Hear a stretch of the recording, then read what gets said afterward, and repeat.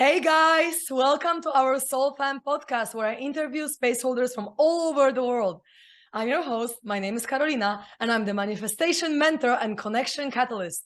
Today on the show, we have my dear friend, Callie David, the therapeutic guide and breathwork coach. Welcome to the show, Callie. How are you doing? Oh, it's such an honor to be here with you, Carolina. And your energy is so fucking contagious. So I just feel so giddy, welcomed, excited to be here today. Yeah.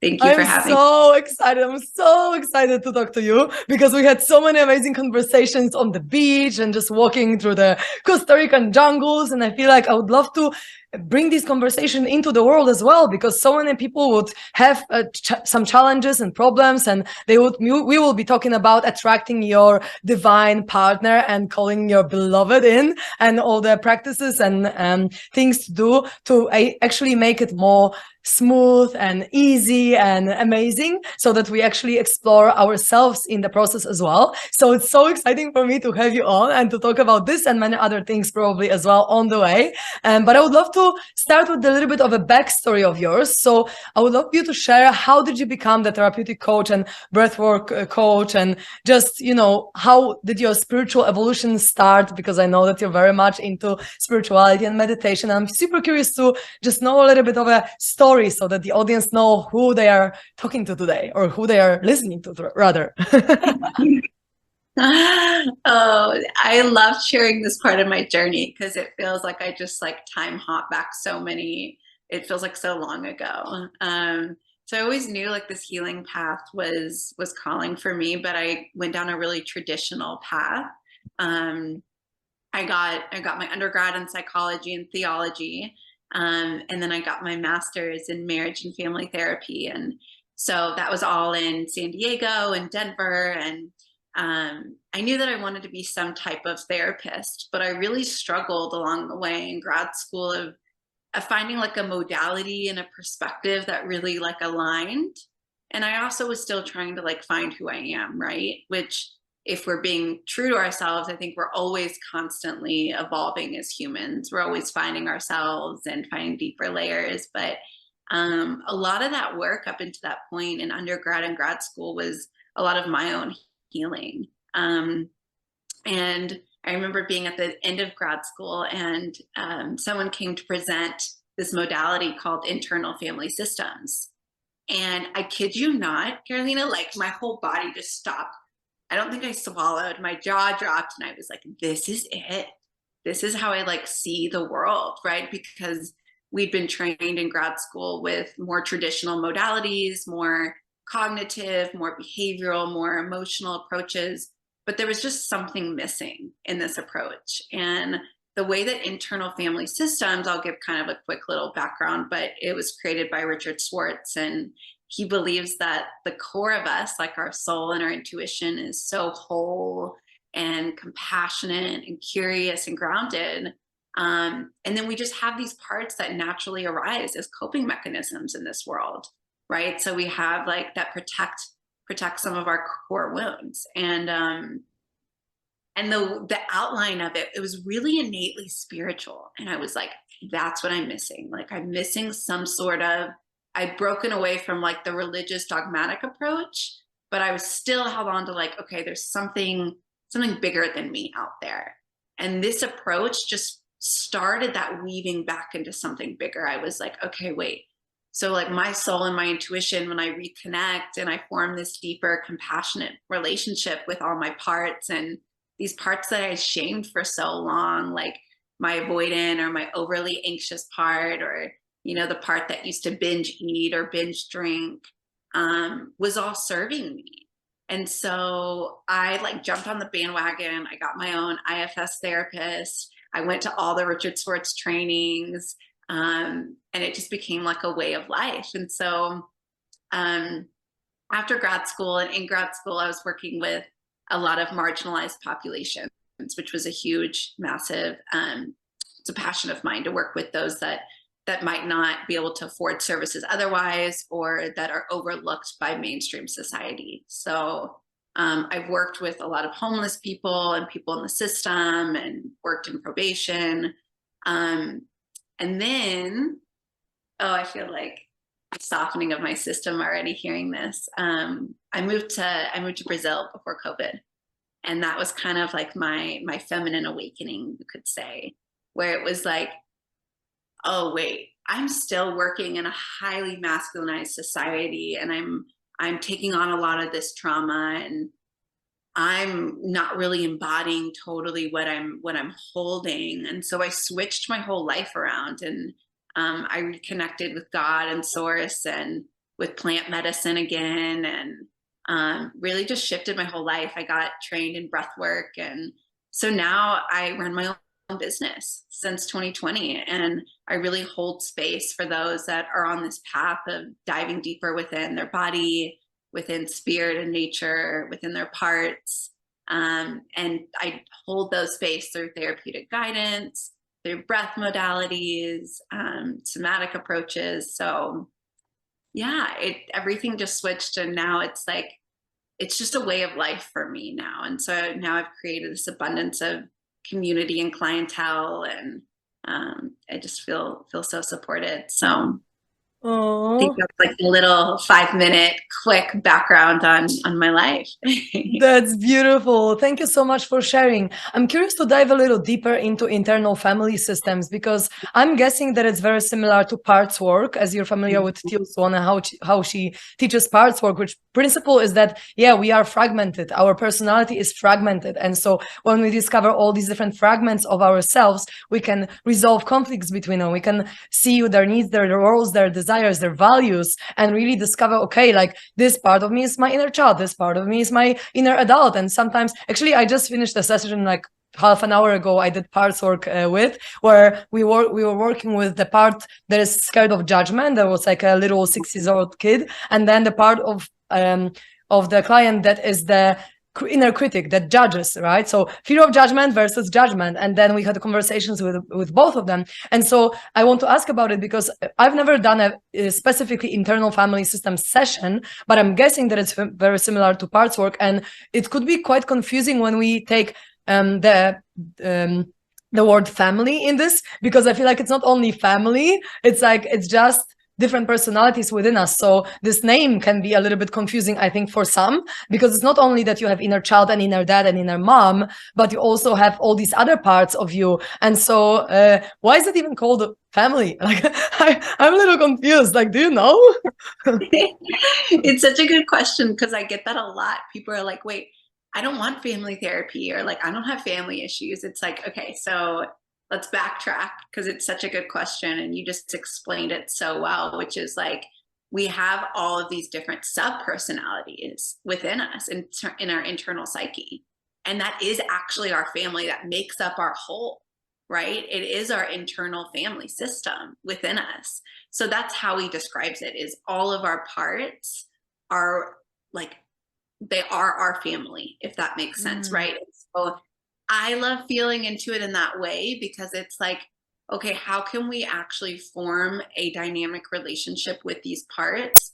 We might not always love them, and we might not always like them, but we come to acceptance with them. That's the first part. Oftentimes we don't. And I think that with my family, I'm like, oh my gosh, yes, like, we might not always love, or we might not always like, but can we come to a form of acceptance and see that every person in our family, in our real life family dynamic, is playing a role?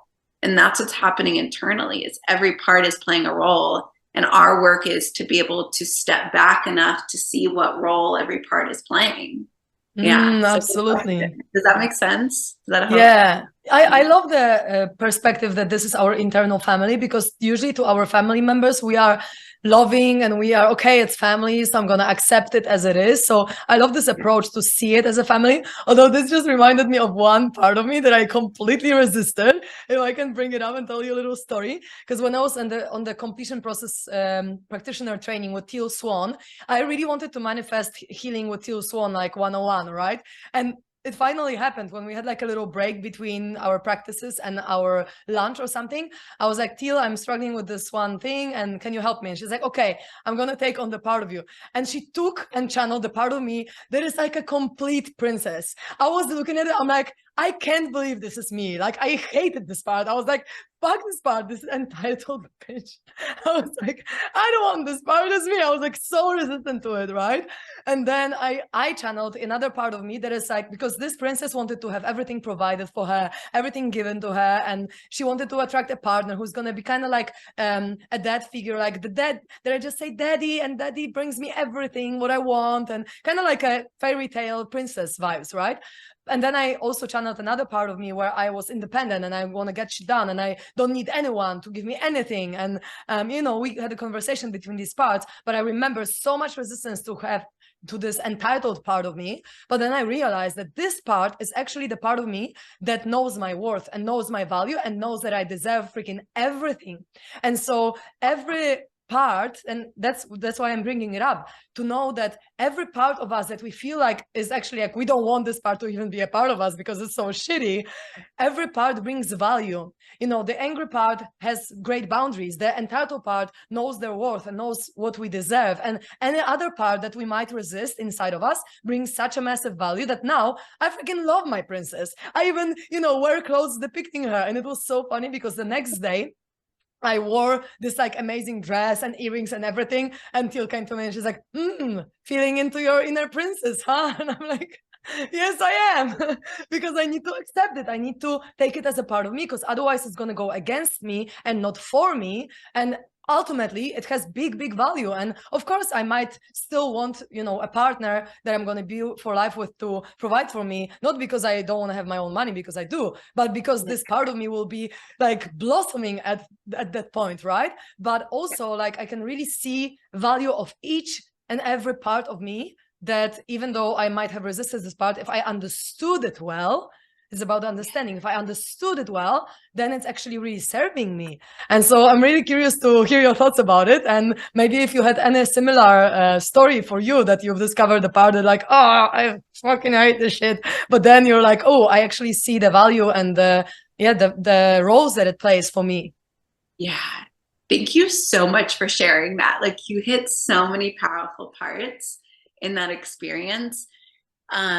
Which is like oftentimes the parts of us that we don't love. Like, if you're listening to this, like, you can even just kind of close your eyes for a second. I invite you, and kind of just like taking a deep breath in and just like noticing like, what parts of yourself are you not in love with? What parts of yourself are you maybe disgusted with or upset about with, right?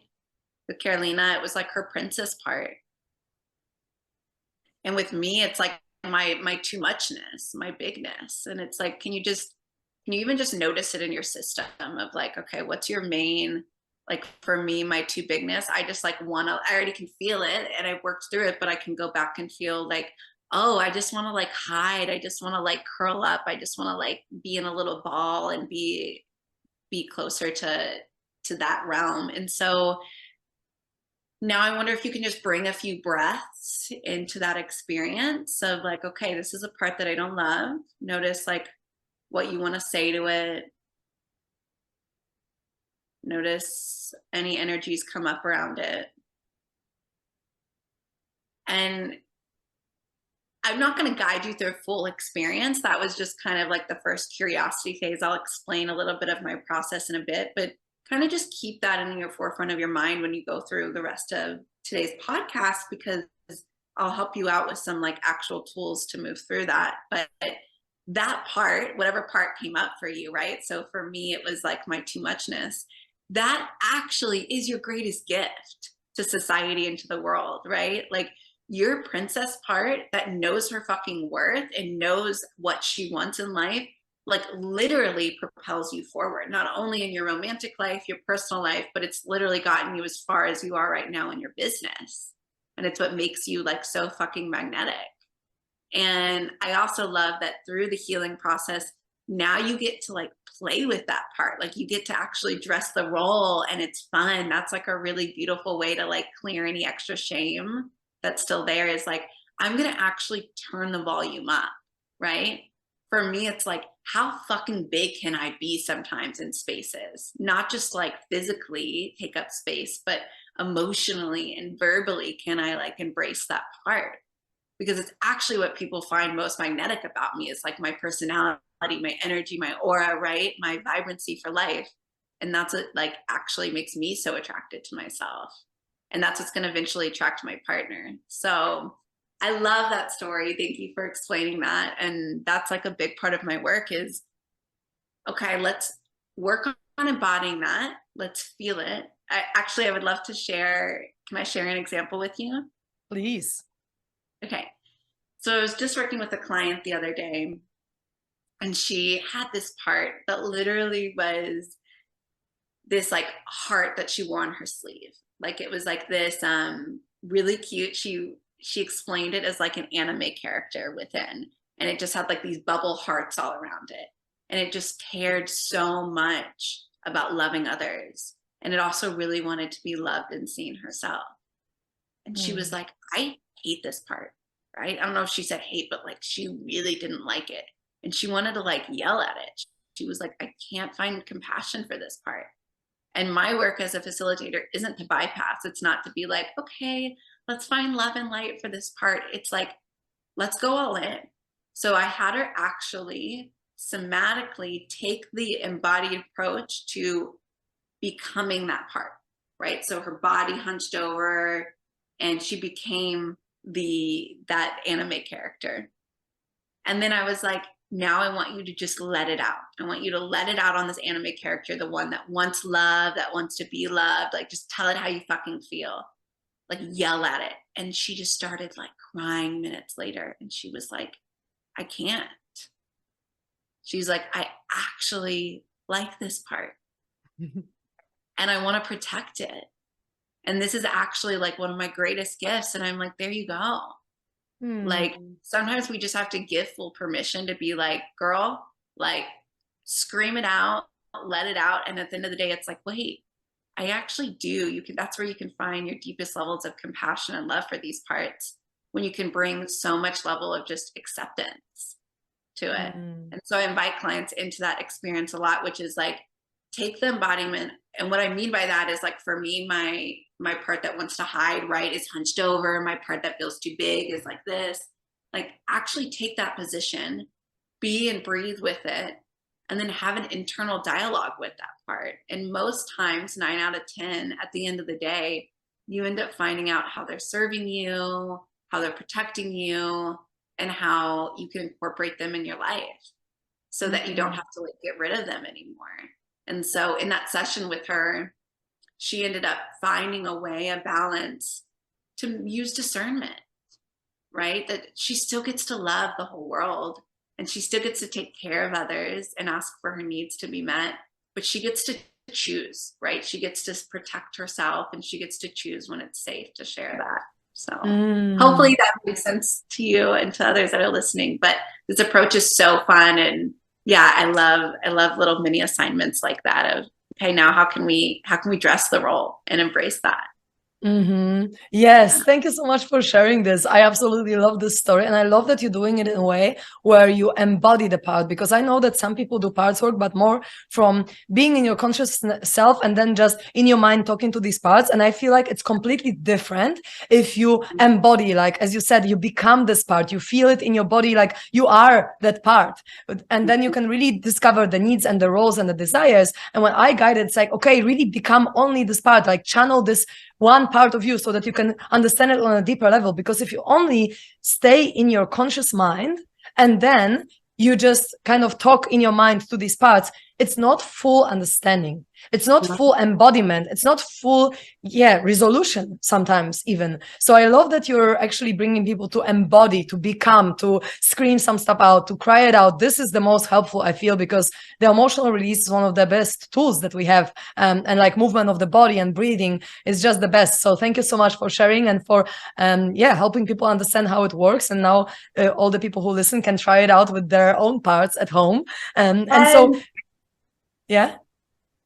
Oh yeah, I was just so excited about that. Like, please out and like use, and we'll go into this in a little bit when we talk about calling in a partner, right, around safety. But when you practice this, I mean, I always encourage to be held by someone who knows this realm, like people like you and I or other people that are trained.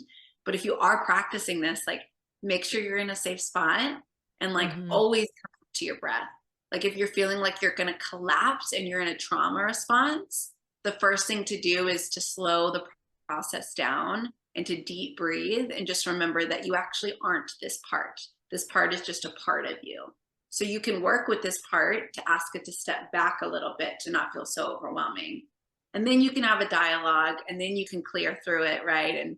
And figure out what its core need is and core wound that it's protecting you. But always, I just want to say that as a caveat for anyone that practices this, like breath and sound are going to be like your best friends if you're feeling ungrounded at all in this approach. Beautiful. Thanks a lot for sharing that. And also, yeah, let's get to the topic of calling in our beloved, because we are both at this stage of our life when we both call in our dream partners. And I feel like this path of calling people in sometimes is a bumpy ride, and we need to go through some triggers, some drama, some attracting some people that are actually not fully aligned with us, just to show us some subconscious parts of us that are still there to heal. And so I'm curious about your approach and how you're teaching people specifically to call in their beloved, because I know that you have a program like this. So I'm curious to know what you would like to share about this. Oh, okay. This is just coming through for me right now. And I'll share this because there's like hundreds of approaches that I work with people, depending on, and I know you're the same, right? Depending on how someone's coming in and what's coming in through with this. But I want to say this as a caveat is when I work with clients that are truly calling in their partner, but maybe they're in a relationship dynamic that doesn't feel like that is going to be their partner, right? Or they're like, why am I attracting these people, right? They still feel like really stuck, or they're with their partner and trying to work things through, but it feels like they just keep hitting roadblocks. I want to say something that's coming through, which is like, that's actually okay. Like, I'm not telling people when I guide people through this, I'm not like, okay, end your relationship with this person or stop dating these unavailable people, because that takes off a lot of like shame of that you're doing this process wrong. Like where you're at in your process is actually perfect. Even if you're dating someone that you don't think is going to be your beloved for long term, or even if you feel like you're going on dates and it's not going anywhere, it's, can you actually bring a little compassion to your process and just consciously go in saying, okay, I'm committing to staying in this relationship, or I'm committing to still be dating, even though I know that this might not be the person that I'm attracting. So does that make sense? It kind of like takes off any shame, and it's like, okay, I'm going to consciously still commit to going in this process with this person, even if I'm not sure. Because a lot of people are like, are you telling me I have to end the relationship with like my partner of 10 years? I'm like, no, you don't have to at all. But like, at least just go in consciously of like, I'm choosing this. And because of that, there might be some consequences, which might mean like, we might be continued fighting for a while. We might continue to have bumps in the road for a while, but like, I'm choosing to go in this consciously. How does that align before I say that? What comes up? I'm curious what comes up for you. Yeah, it's like consciously choosing your consequences, because every decision has a consequence and you consciously choose it. And I totally agree with you, because I've had a relationship recently that you know about with this Tico man that I knew that we're not going to be with each other for life, because he's much younger than me and he's at a different stage of life. And, you know, I knew that it's not going to be a relationship for life, but I also knew that it's going to be a relationship that heals me very much, because he like depicted so many traits of my dad that when I met him and I got to know all these things about him, I'm like, okay, I'm just signing up for a healing road in here. And I know that it's going to trigger the shit out of me. And I'm aware that I attracted him to my life that for a reason, and this reason is to heal my daddy issues, right? And so he triggered a lot in me, but I knew that I need to go through these triggers to then heal so much within me, so then I'm even more of a vibrational match to the person that I actually really want to attract. So I perceive it as, if we attract people now, and even if it's a trauma attraction, right? Because we are trauma bond. We are sometimes attracted to people based on our oppositional trauma, or I would be attracted to, let's say, emotionally unavailable people because my dad wasn't emotionally available for me, right? But then when we can actually heal this trauma linked to the unavailability, for example, we're going to attract someone with a new energy. So someone that will come next will be more aligned with us, and then more aligned with us. So I'm totally for dating and even maintaining relationships that are shorter term, so that we can actually see ourselves and see what's there to heal within us. And so I perceive every relationship to be valuable, whether it's 1 month, whether it's 1 year, whether it's in 10 years, because we always grow and we always see ourselves. And then based on what we see, we can make changes, we can heal, and then we can be a vibrational match to a person that we want to attract as an ultimate life partner, if there's even something like ultimate, because I don't know. I love that you just said that, because I'm like, whatever you call them, right? I don't believe that there's like the one, right? But like I do, in my perspective, believe that everyone that like we can find our beloved for however long that our souls choose that for. So I love that you said like ultimate life partner. I mean, so that feels so aligned with my verbiage. And, you know, I know everyone has their own perspectives. There's no right or wrong, but I love what you just said. I mean, that's like my coach, Courtney McNabb, that I've worked with for years, really helped me solidify this, because it's like, it really reclaims your power and choice. And when we're in kind of like a shame or guilt response of like, why am I staying in this trauma bonded relationship? Or why am I dating these people? It's like, actually, if we reclaim our sovereignty and are like, I'm choosing, then we can actually learn so much and then heal so much and then break through these patterns and then call in our partner. But if we're stuck in this almost like I want to use this lightly, but like this victim mentality, or this point in life where we don't feel like we have any choice, right? Then we don't actually get to learn, we don't get to learn the lessons. And so I love what you shared. That was my last relationship too, which was like, I knew this person wasn't my lifetime partner, but I consciously chose to stay in it because I knew that I was healing lineage with my father, like trauma in my father's lineage. And he was the person that this lifetime chose to help clear that. And I chose that too, my soul did. And so I stayed in it. And, you know, there's always a caveat of like, of course, if there's trauma or abuse going on, right, then that's a different story. But if there's not, and you can stay in it, what lessons can you integrate and choose? And now I'm so fucking clean and clear. It's like, I can find so much gratitude for him and the lessons that were in that relationship.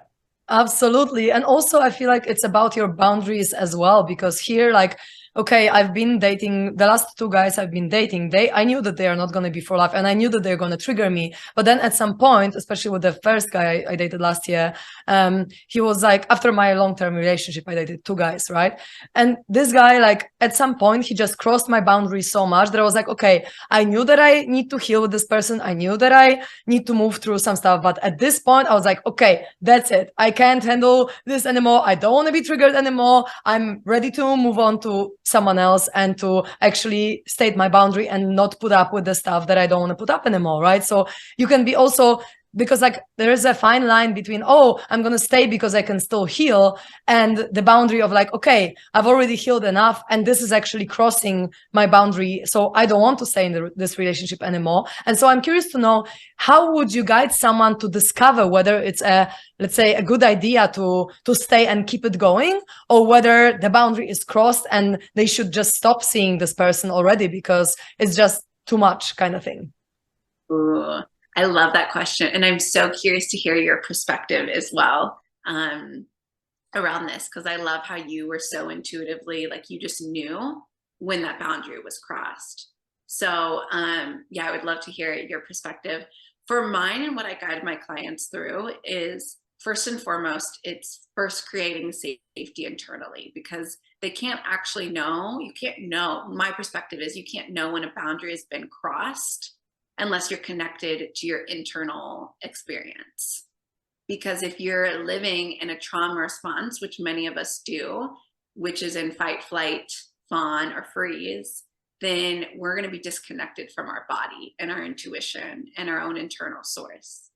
So it's, can we slow the process down enough, take enough space from that relationship, do our own internal discovery, and really focus on grounding down and creating safety in our system first and foremost. If my body can be safe and I can heal some of the ancestral trauma and also really clear out any blockages and any internal parts that might be kind of fogging up my goggles to see clearly, then I can see internally more.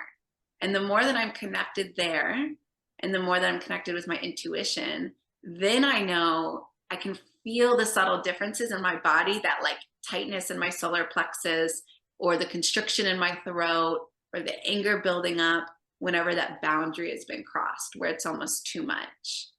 Mm. And, you know, my biggest thing is, if you're in a healthy relationship and there's no, you know, verbal, emotional, or physical abuse going on, once you've created safety and once you're connected to your internal parts and your true self, then you get to constantly be in inquiry and say, is my soul still learning and integrating things from this relationship? Am I still choosing to be in this relationship? And am I okay staying in this relationship even if some boundaries are getting crossed? And the more that you just stay really curious, then you'll start finding that internal fire within and your intuition to know like the cutoff point, right? Of like, oh no, this was actually too much, right? Or, oh no, my boundaries have been crossed, right? And then you get to choose, okay, do I want to continue in this relationship? Or do I want to use this relationship to continue using my voice, reclaiming my power, and clearing this? So yeah, I would say first and foremost, it's finding internal safety, then getting reconnected to your intuition, then staying connected and staying curious around what's happening somatically. Because I will say, I don't know if there's ever a point, I don't know if there's always a point in your time in your relationship with someone that it might be like, okay, this is done. Some people have that clarity, right? Like done is done is done. That boundary's been crossed. But for some of us, it's like, wait, okay, maybe I'm flirting on this edge for a while, but what if I was on the other side of this and I knew that my partner was literally waiting for me, that would honor me and be in devotion with me and hold this space and see me clearly? Would I put up with this shit? And if my soul's like, no, then it's like, okay, there's my answer. Like if I really, really trusted, then there's my answer. So yeah, I'm curious as well as your perspective, what your thoughts are of like how you know, and then what that looks like. Yeah, I feel like for me it's very intuitive, as you mentioned, maintaining the connection to my soul, where I just know that it's like too much. But also, I feel like it comes again to the parts and the internal family system, because if I know that my inner child is just over traumatized and is gonna feel massively unsafe in the relationship from now on because of something that happened that crossed my boundary, I'm not gonna allow my inner child, like I love my inner children or inner child as a whole so much that I'm just not gonna allow for that to be in fight or flight in the relationship, right? So if I know that it's gonna be so triggering for me to stay in a relationship that my inner child will feel unsafe, I'm just not gonna do it anymore, you know. And this was an extreme situation that this really crossed my boundary. So I just knew in that moment, like, okay, this is like way too much that I want to handle in any friendship or relationship. So I just need to have it done.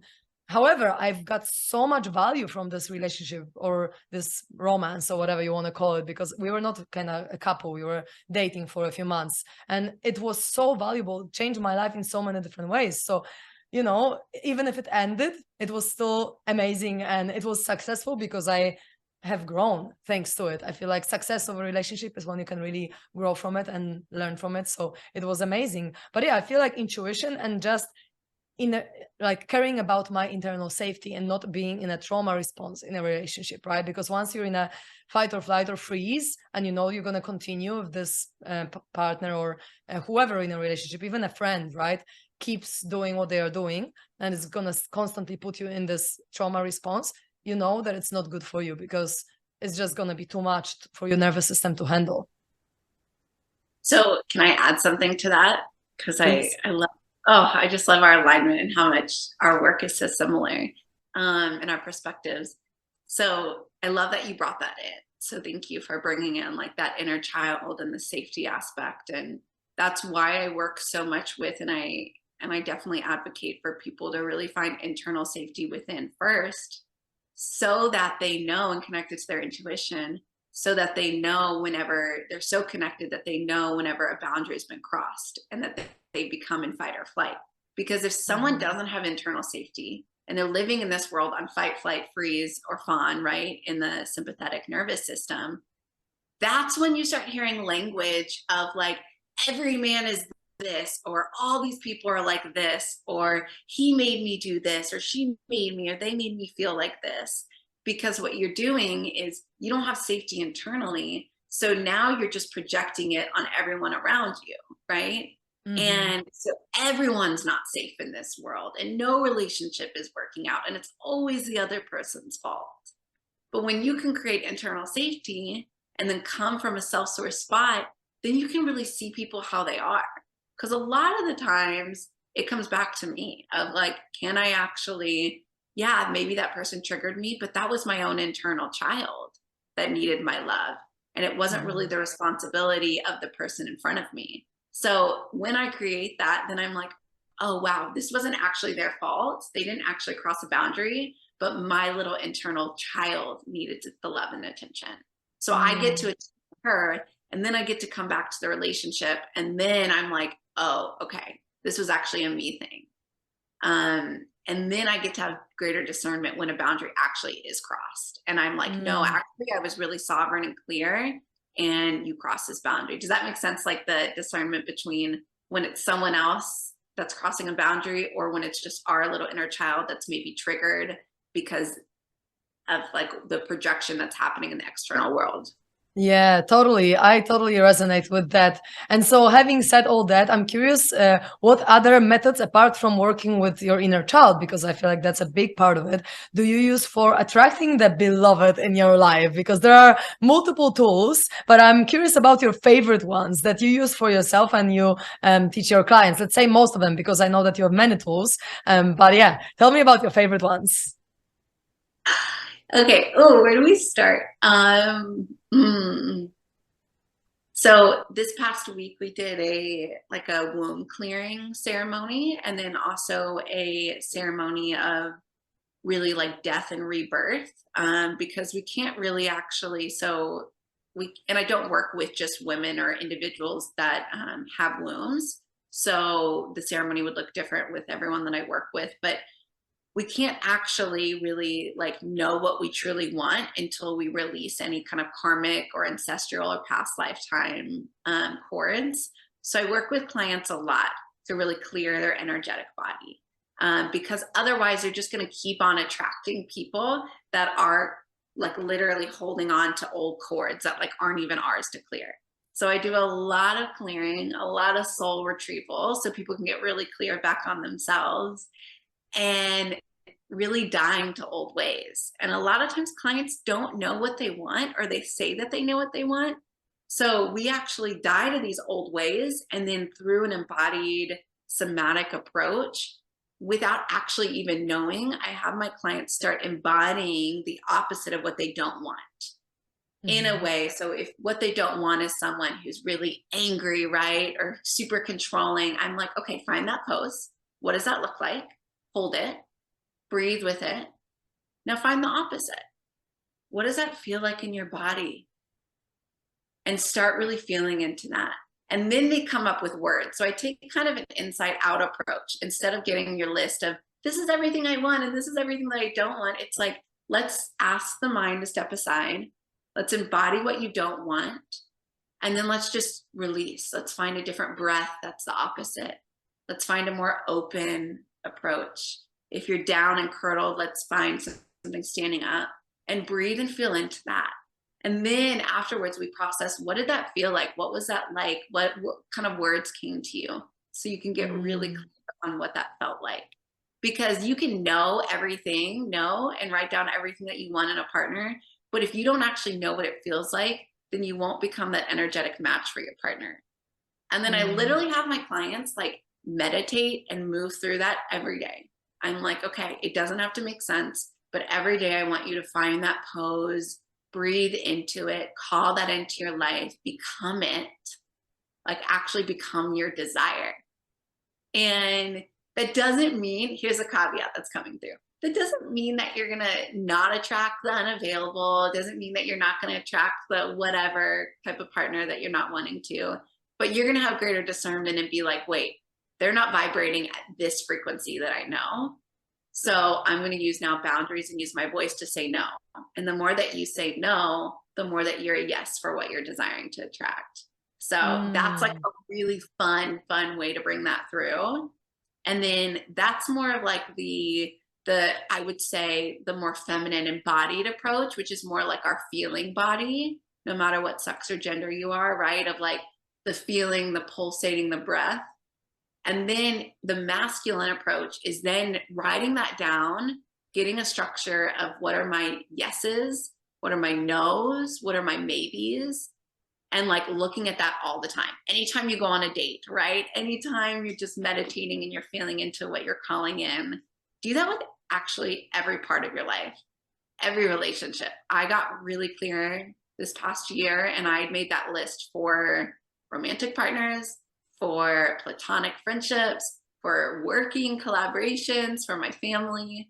And that's when you really pull back your power, you create boundaries, and you become that. So you look at this list and you're like, oh shit, if I'm really wanting to attract this, then that means that I have to step up in these areas of my life.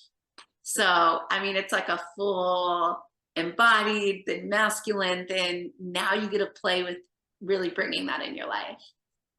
So fun.